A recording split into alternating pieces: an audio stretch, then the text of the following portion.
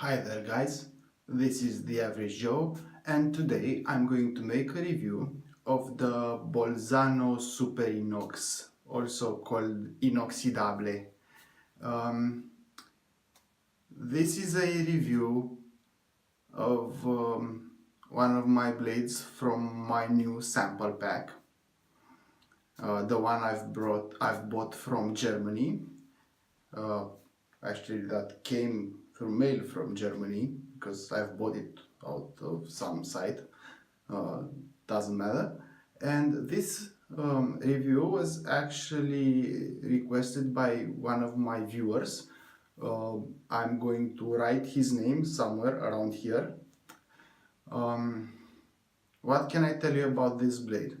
Well, it's ish 20 cent per blade for its cost. This is made by an Italian company, but it seems to me that from what I could find online, the factory is actually in Germany. One other interesting fact is that this blade seems to be the best-selling Italian blade at the moment, or at least that's what I could find online. About what I could find online regarding how it handles itself, well, it seems that there are many opinions that are in contradiction.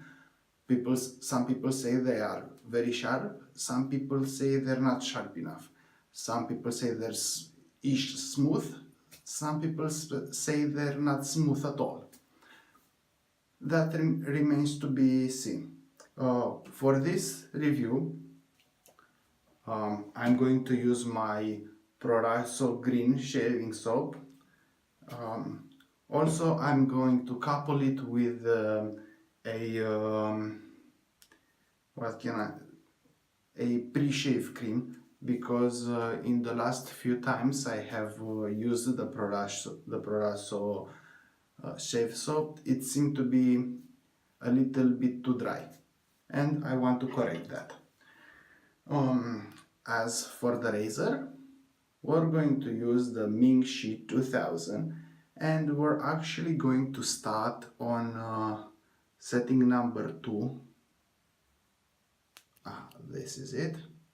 We're going to start on setting number 2, progressively increasing the number in order to increase the aggressiveness of the razor, and see about at what aggressiveness this blade handles itself the best. Now, that being said, I'm going to lather up my soap now and start my first pass. So, see you in a second. One more thing before I start my first pass. This is the Bolzano Superinox blade. It came in this single wrapper, and as you can see, it says Superinox on top and Bolzano on the bottom on both the sides of the blade, and it was actually held in place with just 4 small dabs of wax. And yeah, so I'm just going to put it in my Mingxi 2000, in my, let's call it a copy of the Merkur Future. So now this is set, I'm going to lather up now and start my first pass.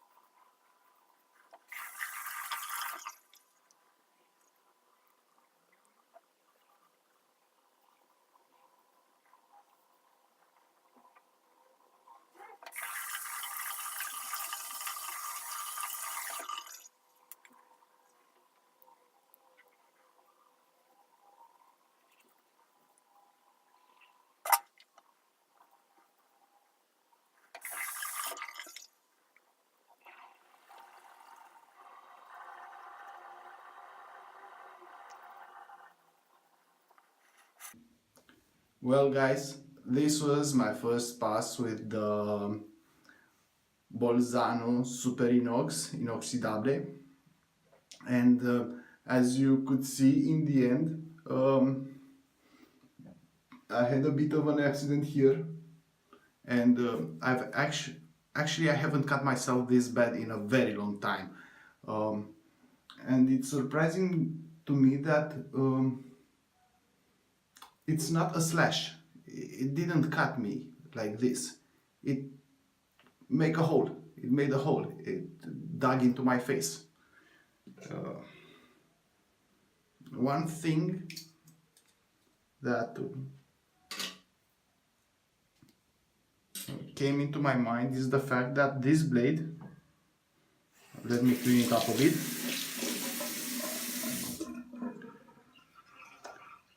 is quite flexible.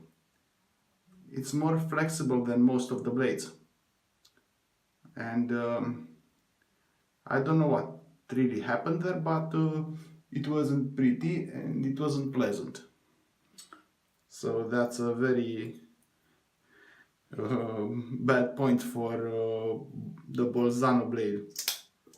But except for that, it seemed to me that this blade wants to be in a more mild setting. But I'm going to start my second pass now and tell you everything about it at the end.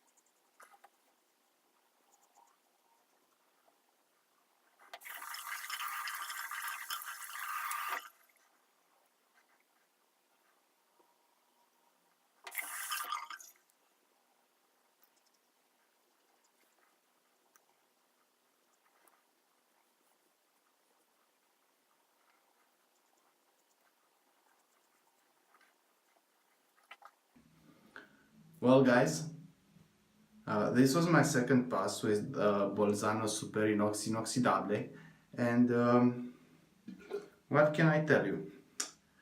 This blade actually felt the best somewhere between 2 and 2.5 as a setting on my Minshi 2000 razor.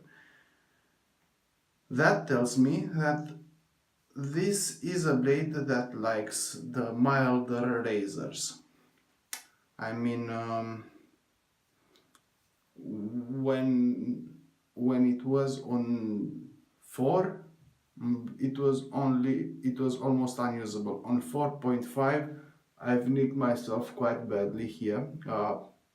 As you can see, I had to put some Proraso Riparatore gel. This is a kind of septic to help stop the bleeding, and it gushed me so badly that it took about 10 minutes to stop the bleeding.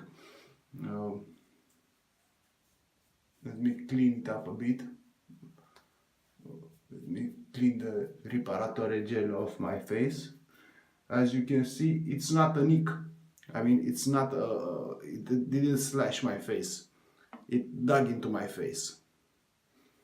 And it was kind of a bad cut. I actually had enough time to make a coffee. Really. For real, I had enough time to make myself a coffee while waiting for the blood to stop.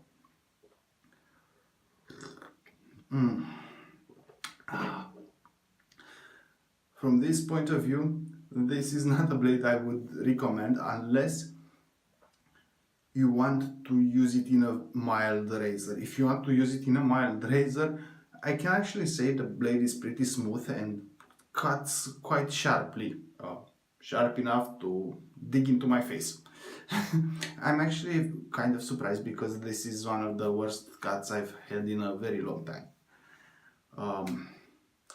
putting all that aside and concentrating only on the blade, well, for me it's not a very good blade.